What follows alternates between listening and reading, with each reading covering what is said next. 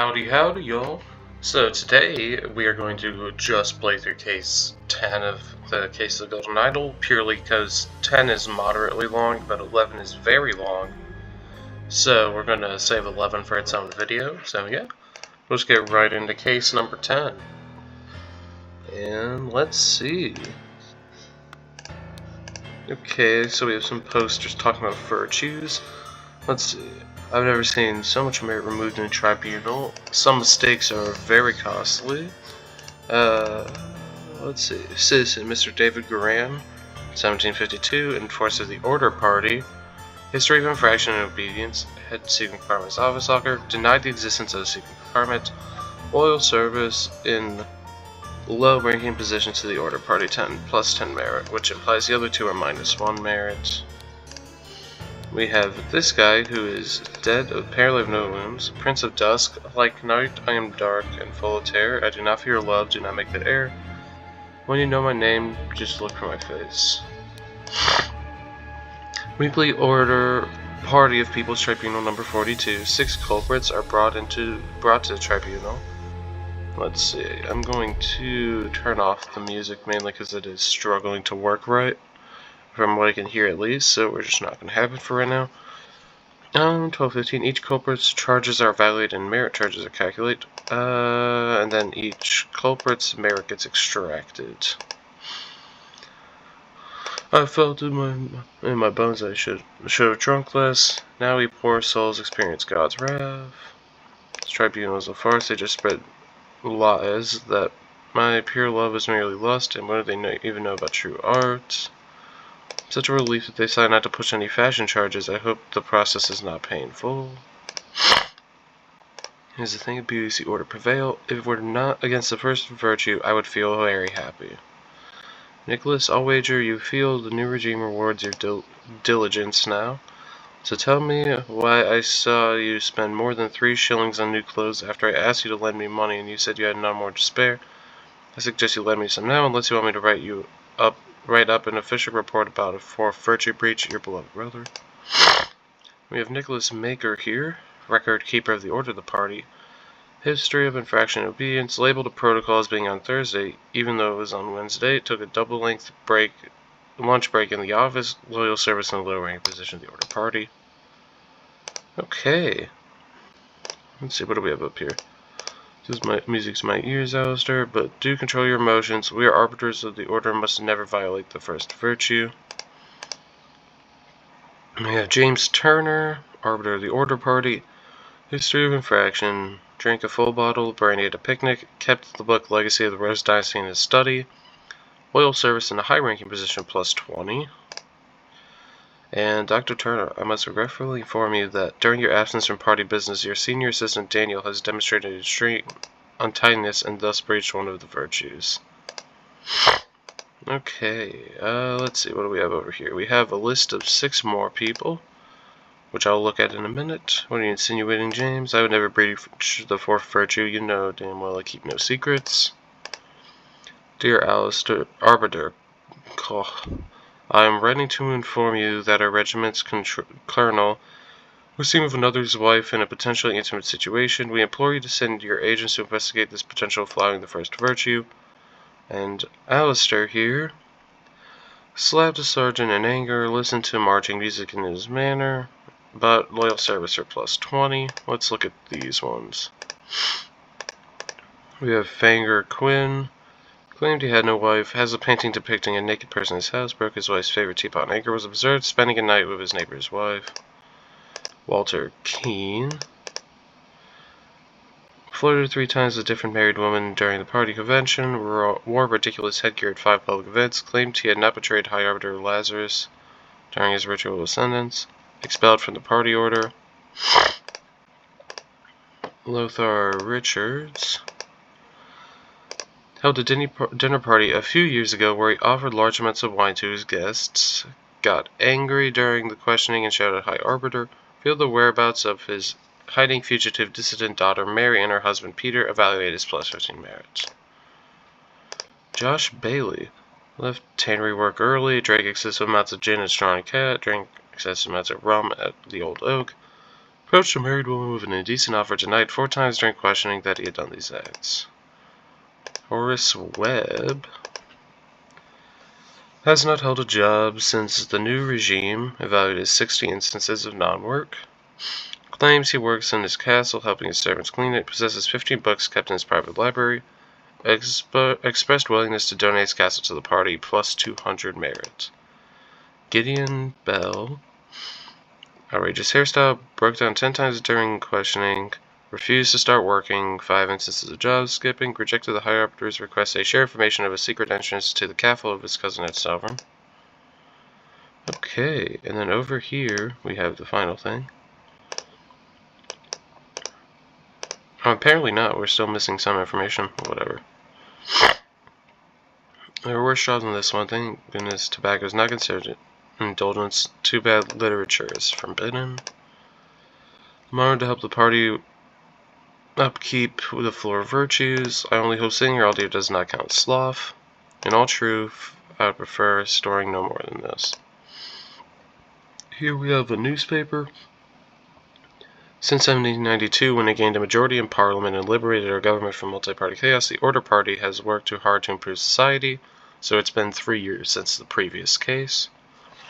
Despite the vast popular support for the party, His Majesty refuses to acknowledge the authority of the party's tribunal.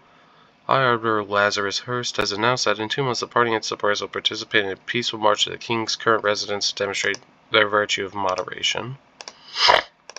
Over here we have the 4 virtues, which apparently each of them have a cost. Silence. You perform your function as much as required. It is paramount to ensure order in new society, and this here looks like Lazarus Hurst. Remember the 2nd virtue, store confiscated objects and evidence according to the virtue will be breached. And then we have 4 storage lockers. Invoice from Blackbrook Farm. 3 pounds of butter, 25 pence. Delivery, 6 pence. Total cost, 29 pence. I'm not going to question that. A violin. This is Gideon Bell, who also has a painting, I guess. Over here we have 2 books. And okay. Let's see. Now we need to first of all figure out all of the virtues, so I'm going to jump around and see who was talking about virtues. If it were not for the first virtue, I would feel very happy. The first virtue then is one about not expressing emotions, which would be moderation. Excessive emotions, at least. Let's see, who else talks about moderation? It says it's just controlling emotions. Moderation probably has 2 other things. The 4th one is secrets. Let's see, moderation probably also has indulgence. All secrets will be punished. Presumably all lies in the same category, which would mean this one is truth. Presumably, I'm not sure what the 3rd one in there would be at the moment.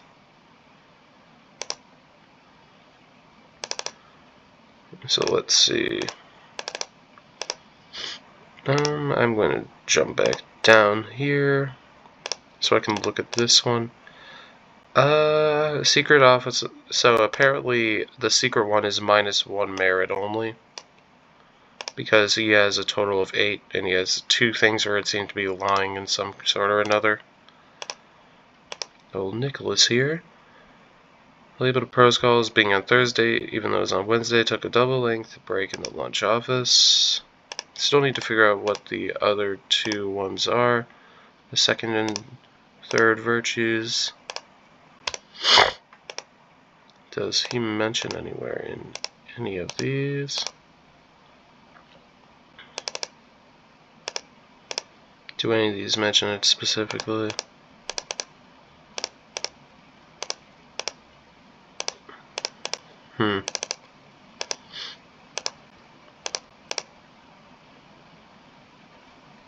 Potential flouting of the first virtue for indulgence.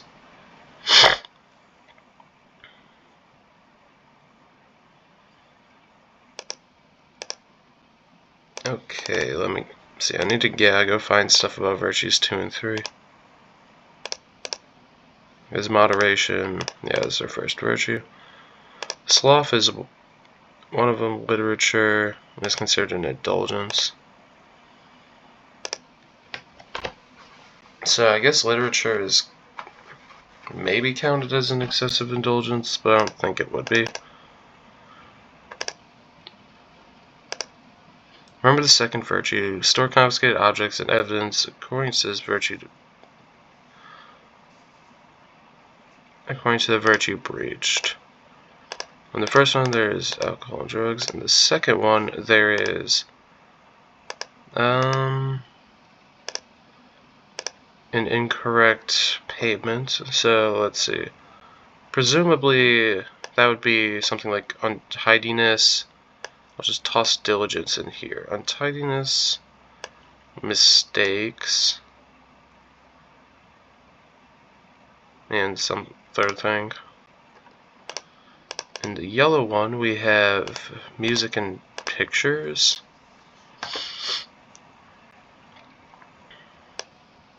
Vulgar art. Probably less than that. Vulgar art and fashion and music. And then at work, sloth would be punished. Literature can get tossed in here. The third virtue is beauty. There we go. Okay, so we actually did get all of them. Great. Now that I have that figured out, I'm pretty sure this room has no purpose for me anymore. I just need to figure out the value of the virtues. Let's see, so he's at 12. Literature is -1 merit, so the moderation one then must be a -7 merit to bring him down to 12. And for him, he had anger, which would be excessive emotions, which -7, minus another 2 then for the beauty virtue, and that just leaves diligence as the only other one left. So let's go find somebody who has a number value that broke diligence. Here we go. This will be one. Took a double length break in the office is sloth. Labeled a protocol wrong as diligence, so it's -3 then for this. There we go. So we got all that. Now I just need to figure out the values of all the people. Let's see. First of all, this guy. A lie for a -1. Art for -2, so he's at -3. -10 because of anger. -17 because of excessive lust. Walter Keane. Flirted 3 times a married woman. So that's going to be -21. And then the fashion is another -10, so -31. And then a lie would be -32.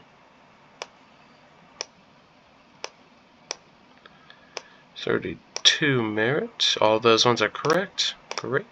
Lothar Richards. -7 for excessiveness. Got angry and shouted, another -7, so -14 plus 15, which puts him at +1.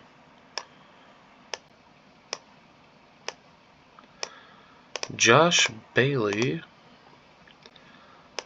has sloth -3, -7, so -10, -17, -24, and then he lied 4 times, so -28.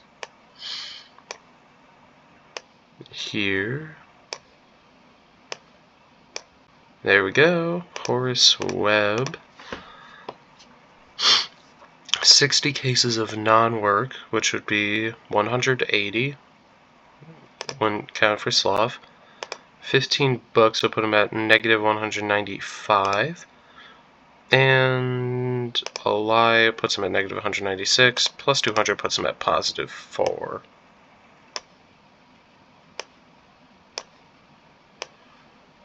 And then finally we have Gideon Bell, who has outrageous hairstyle is going to be -2, -70 for the emotion 10 times, another So minus 87 with the skipping things. Minus 87. And minus 88 for the not lying or whatever. For holding a secret, I guess. Negative 88 is there. Okay. And he would be Duke Gideon Bell. Now then, all I need to do is figure out who this dead person is. Prince of Dust. Because he's going to be one of the dead people. There's the drunk guy. Out of these, let's see. Walter Keane has been removed. The two positive ones aren't going to be... Well, one of them's probably this guy, but... We have a drunk guy. It means that the dead person is either... the other one, which would be, I believe, Josh Bailey. Was Josh Bailey? Josh Bailey drinks. Fangar Quinn is the other one. So who is this guy? This guy mentions love, which would mean he wouldn't be Gideon Bell, because Gideon had nothing to do with that. Which means that this dead person here is Gideon Bell. It has been 3 years. And Gideon Bell is judged to have the largest merit deduction. To execute his punishment... How did he die? He shouldn't be this old, is the thing, because if you remember Gideon Bell, he was fairly young 3 years ago in the previous case, and there's a picture of him and everything looking young. So, in order for him to become old, he must lose years based off of, presumably his merit, because that is the only number present. So then he lost 88 years. The only thing that can do that is an idol. So there we go.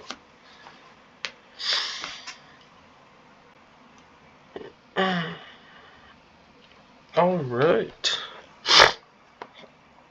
Now then, that will call it for this episode, mainly because the last case is very long, so I'm not going to get that one started when I'm 17 minutes in already, so, yeah, thanks for watching, and next time we will do Case 11, the